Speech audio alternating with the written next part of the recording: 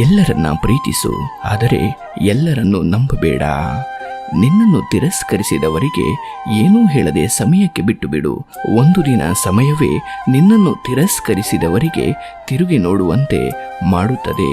ಜೀವನದಲ್ಲಿ ಸೋತು ಅಸಹಾಯಕರಾಗಿ ಕಷ್ಟಕಾಲದಲ್ಲಿ ಇದ್ದಾಗ ಸಿಗುವ ಪ್ರೀತಿ ಸ್ನೇಹಗಳೆಲ್ಲವೂ ಪರಿಶುದ್ಧವಾಗಿರುತ್ತವೆ. ನಾನು ಒಮ್ಮೆ ನನ್ನ ನೆರಳಿಗೆ ಕೇಳಿಯೇ ಬಿಟ್ಟೆ, ನನ್ನ ಹಿಂದೆ ಯಾಕೆ ಬರುತ್ತೀಯ ಎಂದು ನೆರಳು ನಗುತ್ತಾ ಹೇಳಿತು, ನನ್ನನ್ನು ಬಿಟ್ಟರೆ ಯಾರು ಇದ್ದಾರೆ ನಿನ್ನ ಜೊತೆ ಎಂದು. ಮೊದಲು ಕಲ್ಲಾಗುವುದನ್ನು ಕಲಿತುಕೋ, ನಂತರ ನೀನೇ ಒಂದು ದಿನ ಶಿಲೆಯಾಗಿ ನಿಲ್ಲುತ್ತೀಯ. ನಮ್ಮ ಬಳಿ ಏನಿದೆ ಏನಿಲ್ಲ ಅನ್ನುವುದಕ್ಕಿಂತ ನೆಮ್ಮದಿ ಇದೆಯಾ ಎಂದು ಯೋಚಿಸುವುದು ಉತ್ತಮ. ನಂಬಿಕೆ ಇಟ್ಟ ಪ್ರತಿಯೊಬ್ಬರೂ ಕೂಡ ಕೈಕೊಟ್ಟಾಗಲೇ ಗೊತ್ತಾಗೋದು ಜೀವನ ಹೇಗೆ, ಜನಗಳು ಹೇಗೆ ಅಂತ. ನೆನಪಿರಲಿ, ಮೋಸದಿಂದ ಮನಸ್ಸಿಗೆ ನೋವಾಗಬಹುದು, ಆದರೆ ಅದೇ ಮೋಸ ಬದುಕಿನಲ್ಲಿ ಸರಿಯಾದ ಹೆಜ್ಜೆಗಳನ್ನು ಇಡುವ ಪಾಠವನ್ನು ಕಲಿಸಿಕೊಡುತ್ತದೆ. ಕಣ್ಣ ಮುಂದೆ ಮಾತ್ರವಲ್ಲ, ಬೆನ್ನ ಹಿಂದೆಯೂ ಕೂಡ ಪ್ರಾಮಾಣಿಕವಾಗಿರುವ ಸಂಬಂಧ ಬಹಳ ಕಾಲ ಗಟ್ಟಿಯಾಗಿರುತ್ತವೆ. ಒಂದು ವಿಚಾರ ನೆನಪಿರಲಿ, ಸಹಿಸಿಕೊಂಡು ಇರುವವರೆಗೆ ಮಾತ್ರ ನಮ್ಮವರು. ಒಂದೇ ಒಂದು ಸಾರಿ ತಿರುಗಿ ಬಿದ್ದರೆ ಯಾರೂ ನಮ್ಮವರಲ್ಲ. ಇಷ್ಟೇ ಈಗಿನ ಸಂಬಂಧಗಳು. ಕೆಲವೊಂದನ್ನು ಸರಿಪಡಿಸುವುದಕ್ಕಿಂತ ಕೊನೆಗೊಳಿಸುವುದೇ ಉತ್ತಮ. ಮನುಷ್ಯ ಬದುಕಿರುವಾಗಲೇ ಸಾಯುವ ಹಾಗೆ ಮಾಡುವ ಎರಡು ಬಲವಾದ ಆಯುಧಗಳೆಂದರೆ ಒಂದು ಅವಮಾನ, ಇನ್ನೊಂದು ಅನುಮಾನ. ಅವರು ಹಾಗೆಂದರು, ಇವರು ಹೀಗೆಂದರು ಎಂದು ತಲೆಕೆಡಿಸಿಕೊಂಡು ಕೂತರೆ ಜೀವನ ಮುಂದೆ ಸಾಗದು. ಜಗತ್ತು ಹೇಗಿದ್ದರೂ ಕೂಡ ಅನ್ನುತ್ತದೆ.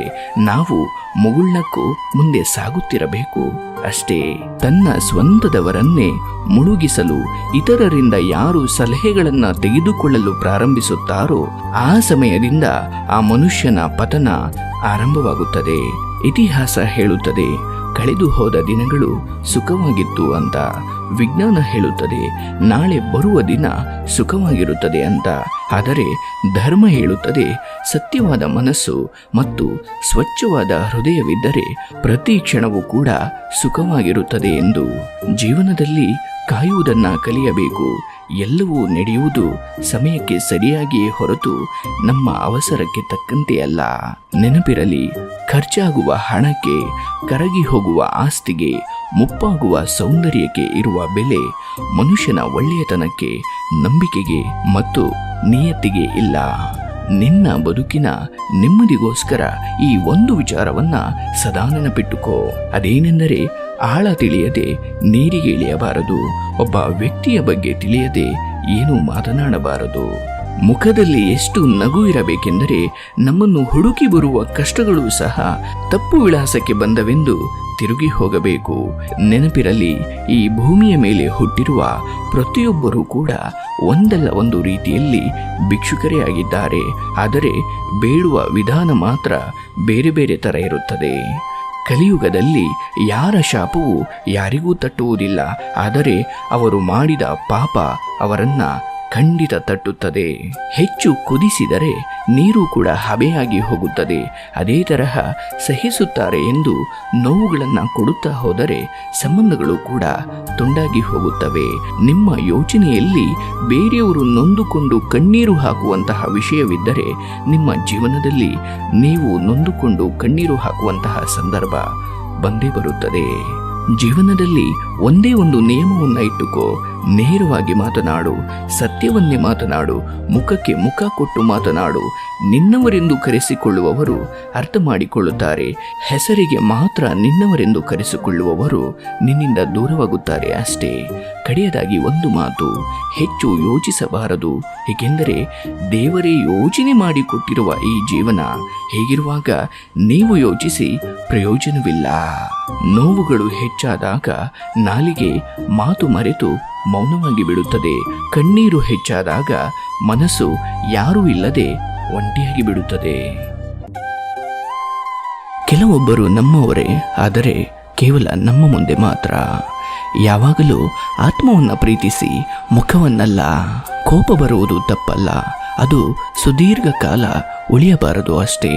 ಬೆಂಕಿಯಿಂದ ಮೈ ಚಳಿ ಕಾಯಿಸಿಕೊಳ್ಳಬೇಕೇ ಹೊರತು ಅದರಲ್ಲೇ ಧುಮುಕಿ ಬಿಡಬಾರದು. ಪ್ರತಿಫಲವನ್ನ ಅಪೇಕ್ಷಿಸದೆ ಮಾಡಿದ ಸಹಾಯ ಸುಮ್ಮನೆ ವ್ಯರ್ಥವಾಗುವುದಿಲ್ಲ, ಬದಲಿಗೆ ಭವಿಷ್ಯದಲ್ಲಿ ನಿರೀಕ್ಷೆಗೂ ಮೀರಿದ ಫಲವನ್ನ ಕೊಡುತ್ತದೆ. ಪ್ರೀತಿ ಕಡಿಮೆಯಾದರೆ ಮಾತನಾಡುವ ಸಮಯ ಕೂಡ ಕಡಿಮೆಯಾಗುತ್ತದೆ. ಯಾರನ್ನ ಎಲ್ಲಿ ಇಡಬೇಕೋ ಅಲ್ಲೇ ಇಡಬೇಕು.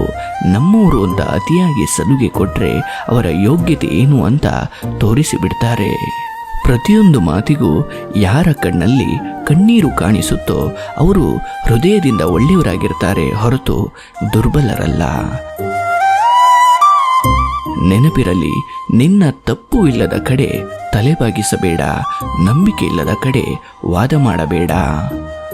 ಸಮಾಧಾನಕ್ಕೆ ನಮಗಿಂತ ಕೆಳಗಿನವರನ್ನ ನೋಡಬೇಕು, ಸಾಧನೆಗೆ ನಮಗಿಂತ ದೊಡ್ಡವರನ್ನ ನೋಡಬೇಕು.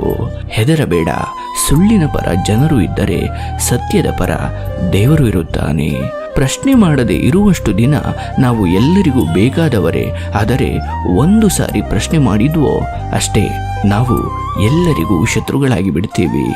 ನೆನಪಿರಲಿ, ಕಷ್ಟಗಳು ಬರುವುದು ನಮಗೆ ಜೀವನದಲ್ಲಿ ಹೇಗೆ ಬದುಕಬೇಕು ಅನ್ನೋದನ್ನ ಕಲಿಸೋಕೆ ಹೊರತು ನಮ್ಮ ಹಣೆ ಬರಹ ಸರಿಯಿಲ್ಲ ಅಂತ ಕೊರಗೋದಿಕ್ಕಲ್ಲ.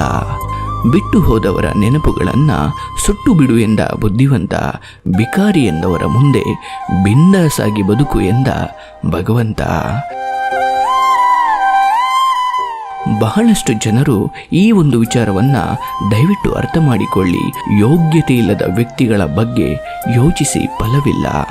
ಜೀವನ ಒಂದು ಪ್ರಶ್ನೆ, ನೀನು ಹೇಗೆ ಬದುಕಿ ತೋರಿಸುತ್ತೀಯ ಅನ್ನೋದೇ ಉತ್ತರ. ವಿಚಿತ್ರ ರೀತಿಯಲ್ಲಿ ಸಾಗುತ್ತಿದೆ ಬದುಕು. ನಡೆದಿದ್ದೇ ಬೇರೆ, ಪಡೆದಿದ್ದೇ ಬೇರೆ, ಆಗಿದ್ದೇ ಬೇರೆ, ಯೋಚಿಸಿದ್ದೇ ಬೇರೆ.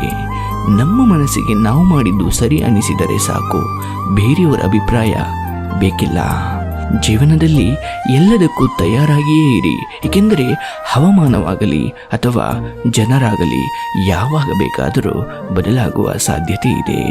ಸೋತಿರುವ ಪ್ರತಿಯೊಂದು ಮನಸ್ಸುಗಳು ಒಮ್ಮೆ ಹೀಗೆ ಯೋಚಿಸಿ, ಹೊರಟಿರುವೆ ಹೊಸ ಹಾದಿಯಲ್ಲಿ, ನೆಮ್ಮದಿಯನ್ನ ಹುಡುಕಿ, ಕೆಟ್ಟ ನೆನಪುಗಳನ್ನು ತೆಗೆದುಹಾಕಿ, ಮುಖದ ಮೇಲೆ ನಗುವಿರಲಿ, ಮುಂದೆ ಸಾಗುತ್ತೀರಿ.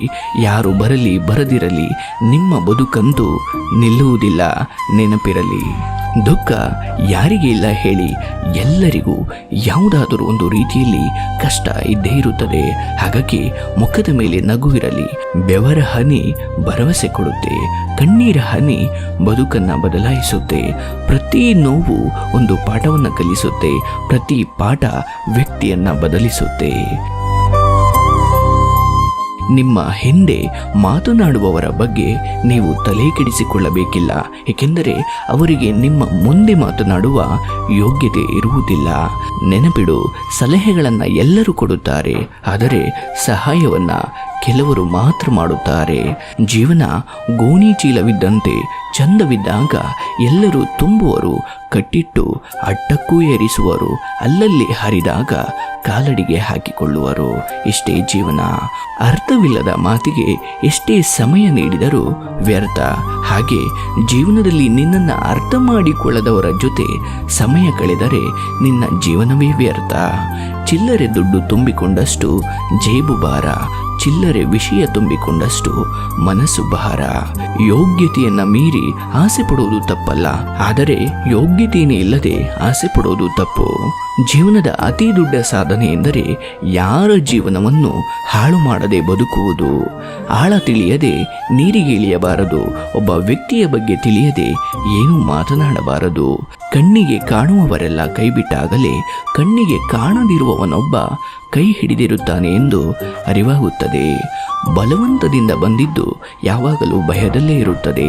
ಭರವಸೆಯಲ್ಲಿ ಬಂದಿದ್ದು ಮಾತ್ರ ಬದುಕಿನ ಉದ್ದಕ್ಕೂ ನೆಮ್ಮದಿಯಿಂದ ಇರುತ್ತದೆ. ನೋವ ನುಂಗಿ ನಗುವ ಜೀವಗಳು ಇನ್ನೊಬ್ಬರನ್ನ ಯಾವತ್ತೂ ಕೂಡ ನೋಯಿಸುವುದಿಲ್ಲ. ಆಡುವ ಪ್ರತಿ ಮಾತಿನಲ್ಲೂ ತಪ್ಪು ಹುಡುಕುವವರ ಮುಂದೆ ಎಂದಿಗೂ ಒಳ್ಳೆಯವರಾಗಲು ಸಾಧ್ಯವೇ ಇಲ್ಲ. ನೆನಪಿರಲಿ, ಈ ಇಬ್ಬರು ವ್ಯಕ್ತಿಗಳನ್ನ ಜೀವನದಲ್ಲಿ ಯಾವತ್ತೂ ಮರೆಯಬೇಡಿ. ಒಂದು, ಕಷ್ಟ ಕಾಲದಲ್ಲಿ ನಮ್ಮನ್ನ ನಗಿಸಿದವರನ್ನ. ಎರಡು, ಅದೇ ಕಷ್ಟ ಕಾಲದಲ್ಲಿ ನಮ್ಮನ್ನ ನೋಡಿ ನಕ್ಕವರನ್ನ ಯಾವತ್ತೂ ಮರೆಯಬಾರದು. ಏಕೆಂದರೆ ಒಬ್ಬರು ಬದುಕಿನಲ್ಲಿ ಭರವಸೆ ಮೂಡಿಸಿದರೆ ಇನ್ನೊಬ್ಬರು ಬದುಕುವ ಛಲ ಮೂಡಿಸುತ್ತಾರೆ.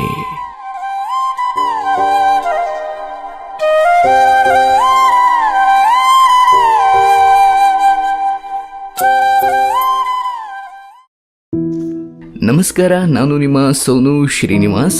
ನೆನಪಿರಲಿ, ಪ್ರತಿ ಸೋಮವಾರ, ಗುರುವಾರ ಹಾಗೂ ಶನಿವಾರ ರಾತ್ರಿ 8ರಿಂದ ಪ್ರೀತಿ ಮಾತು ವಿತ್ ಸೋನು ನೇರ ಪ್ರಸಾರ ಕಾರ್ಯಕ್ರಮವಿರುತ್ತೆ. ನೀವು ಕರೆ ಮಾಡಿ ಮಾತನಾಡಬಹುದು.